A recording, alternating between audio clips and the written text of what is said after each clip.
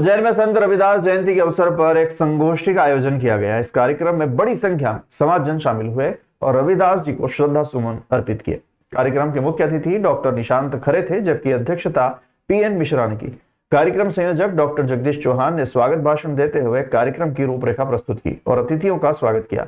संगोष्ठी में बोलते हुए अतिथियों ने संत रविदास जी के जीवन पर प्रकाश डालते हुए उनके बताए मार्ग पर चलने की बात कही। डॉक्टर जगदीश चौहान ने कहा कि संत रविदास जी का संदेश आज भी प्रासंगिक है और हमें उनके बताए मार्ग पर चलना चाहिए। कार्यक्रम में बड़ी संख्या में समाजजन शामिल हुए और संत रविदास जी को श्रद्धा सुमन अर्पित किए। कल संत रविदास जयंती के अवसर पर शहर में कई कार्यक्रम आयोजित किए जाएंगे। आभार के सम्मानित श्री ईश्वर सिंह जी और उपस्थित शुरू करें। पहला जनेऊ सोने का था, दूसरा जनेऊ चांदी का था, तीसरा जनेऊ तांबे का था और तो चौथा जनेऊ धागे का था। अब सब हतप्रभ थे क्योंकि वो धागे के अलावा कोई और दूसरा तो जनेऊ निकाल नहीं सकता था। संत रविदास जी से जब पूछा ये 4 जनेऊ का मतलब क्या है, तो उनका कहना था ये जनेऊ धर्म की डोर है जो हम सबको जीवन में आचरण करने का सीख देती है। ये सोना मतलब सतयुग में भी वही थी, द्वापर यानी चांदी में भी वही थी, त्रेता यानी तांबे में भी वही थी और आज कलयुग मतलब धागे में भी वही है। ये भक्ति की परंपरा बदली नहीं और ये शाश्वत भक्ति का जो वो बड़ी भोग विलासिता संपन्नता राजशाही परंपरा से निकले। बुद्ध होंगे, महावीर होंगे, सब राजाओं के घर से निकले।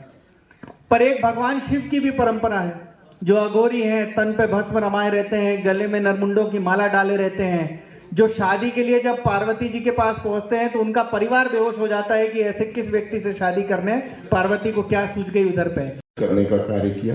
सामाजिक सद्भाव, समरसता और समानता का संदेश देने वाले संत श्री रविदास जी के कर्म को धर्म बताकर जन मन में सत्य की भावना का संचार किया तथा सौहार्दपूर्ण, समृद्ध एवं समृद्ध समाज के निर्माण का मार्ग प्रशस्त किया। को वर्तमान कर दिया।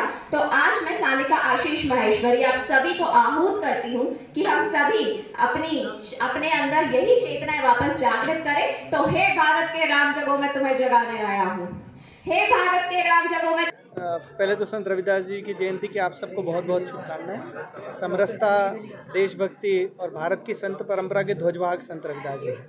और आज बहुत आवश्यक है कि ये जो संदेश है ये खासकर हमारी नई पीढ़ी तक पहुंचना चाहिए। इसके लिए ये कहानियां सबके बीच जानी ज़रूरी हैं, उसी का एक प्रयत्न यह था।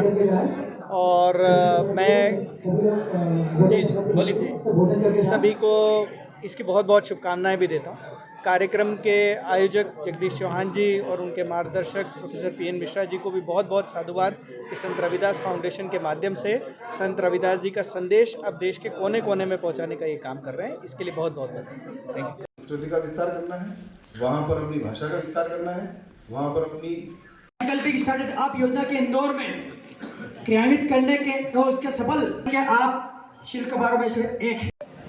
कार्यक्रम को लंबा न देखते हुए कि भारत की परंपरा रही है, संतों का जो निर्देश संदेश है वो जन जन तक ले जाने के उद्देश्य को लेकर संत शिरोमणि रविदास जी की जयंती पर यह संत शिरोमणि रविदास फाउंडेशन द्वारा कार्यक्रम आयोजित किया गया, जिसमें मुख्य वक्ता डॉक्टर निशांत खरे जी थे और संदेश था समता, समानता और देश में फैल रही राष्ट्र विरोधी ताकतों के विचार को कैसे हम राष्ट्रभक्तों के विचार में, राष्ट्रभक्ति के विचार में परिवर्तित करें। इन सभी विचारों को लेकर आज की यह संगोष्ठी आयोजित हुई है उज्जैन में और इसका मुख्य उद्देश्य समाज में जन जागरण, संत रविदास समाज के साथ साथ संत रविदास जी के जो संदेश है वो जन जन तक ले जाने का हम काम करेंगे। सभी को संत रविदास जयंती की सभी को शुभकामनाएं। डॉक्टर अंबेडकर